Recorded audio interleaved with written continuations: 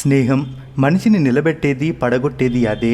ఒకప్పుడు స్నేహానికి ఇప్పుడున్న స్నేహానికి చాలా తేడా ఉంది. ఎందుకంటే ప్రతి మనిషి ఎక్కువగా మోసపోయేది స్నేహితుడి చేతుల్లోనే. అవసరం ఉన్నంత వరకు మనతోనే ఉంటూ సమయం వచ్చినప్పుడు పాములా కాటేసి వాళ్ళ దారి వాళ్ళు చూసుకుంటారు. దాన్ని బట్టి తెలిసేదేంటంటే స్నేహంలో అతిపెద్ద ప్రమాదం స్నేహితుడు ఎలాంటి వాడో తెలియకుండా స్నేహంలో పడడమే.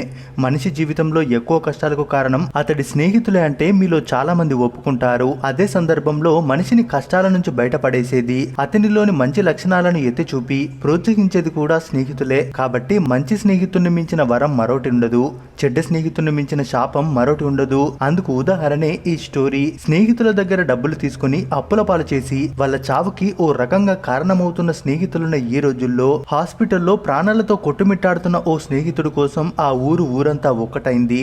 30 ఏళ్ల క్రితమే ఊరు వదిలేసి వెళ్లిపోయిన ఊరి కోసం, ఊరు బాగు కోసం తప్పించే ఆ దోస్తు కోసం కుల మతాలు పక్కన పెట్టి గ్రామం అంతా ఏకమైంది. ఆసుపత్రిలో ప్రాణాలతో పోరాడుతున్న తమ స్నేహితుడు తమ మతం కాకపోయినా సరే పరమత ధర్మాన్ని నిష్ఠగా పాటించే ఆ స్నేహితుని ప్రాణాలు నిలపడమే లక్ష్యంగా యజ్ఞ కార్యానికి పూనుకుంది ఆ గ్రామం. దోస్తు మేరా దోస్త్, నువ్వే మా ప్రాణం అంటూ నిష్ఠతో పూజలు చేస్తోంది. ఆదిలాబాద్ జిల్లా ఊట్నూరు మండలం షాంపూర్ కు చెందిన షేక్ సలీం 30 ఏళ్ల కిందటే కుటుంబ సభ్యులతో కలిసి బతుకుదెరువు కోసం హైదరాబాద్ కి వలస వచ్చారు. అయినా కన్న ఊరును, ఊరి క్షేమాన్ని మాత్రం మరవలేదు. అనారోగ్య సమస్యలతో హైదరాబాద్ కి వెళ్లే గ్రామస్తులకు నేనున్నానంటూ అండగా నిలుస్తూ వచ్చాడు. తోచినంత సాయం చేసి మంచితనం చాటుకునేవాడు. అలాంటి ఆయనే ఇప్పుడు అనారోగ్యానికి గురై ఆసుపత్రి పాలయ్యారు. కొన ఊపిరితో కొట్టుమిట్టాడుతున్నాడు. ఈ విషయం తెలుసుకున్న గ్రామస్తులు ఒక్కసారిగా ఆవేదనకు గురయ్యారు. ఇన్నాళ్ళు తమ బాగు కోరిన తమ మిత్రుడు ఆపదలో ఉన్నాడని తెలియగానే ఒక్క నిమిషం కూడా ఆలోచించకుండా ఆయన క్షేమం కోరుతూ ప్రార్థనలో మునిగిపోయారు. స్నేహితుడు తమ మతం కాకపోయినా పరమతాన్ని గౌరవించే షేక్ సలీం కోసం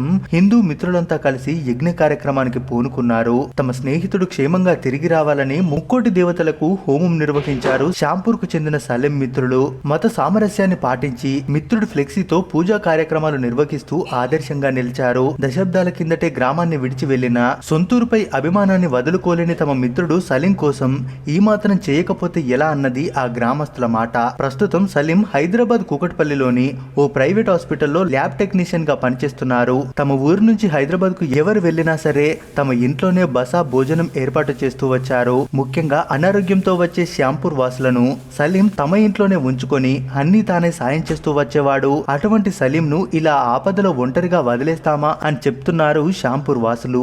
జీవితంలో ఎన్ని కోట్లు సంపాదించినా ఇలాంటి స్నేహితులు దొరుకుతారా చెప్పండి.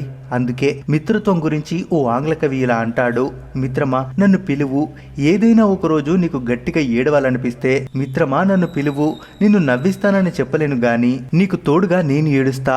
ఏదైనా ఒకరోజు నీకు ఎక్కడికైనా పారిపోవాలనిపిస్తే మిత్రమా నన్ను పిలువు, నిన్ను ఆగిపోమ్మని చెప్పలేను గాని నీకు తోడుగా నేను పరిగెడతా. ఏదైనా ఒకరోజు నీకు ఎవరి మాట వినకూడదనిపిస్తే మిత్రమా నన్ను పిలువు, నీకు నేను ఏమీ చెప్పను గాని నీకోసం మౌనంగా ఉంటాను. కానీ మిత్రమా ఎప్పుడైనా నాతో మాట్లాడాలి అనుకుంటే, అప్పుడు నా నుండి జవాబు రాకుంటే వేగంగా నా దగ్గరికి రా, బహుశా నీ అవసరం ఉందేమో. నిజమే కదా. ఇలాంటి మంచి స్నేహితులను సంపాదించుకున్న సలీం నిజంగా మనందరికంటే అదృష్టవంతుడే. మరి ఈ స్వచ్ఛమైన స్నేహం గురించి మీరేమంటారు? ఇలాంటి ఫ్రెండ్ మీకెవరున్నారో వాళ్ళ పేరుని కామెంట్ చేయండి. మరిన్ని ఇలాంటి వీడియోస్ కోసం మన ఛానల్ ని తప్పక సబ్స్క్రైబ్ చేసుకోండి.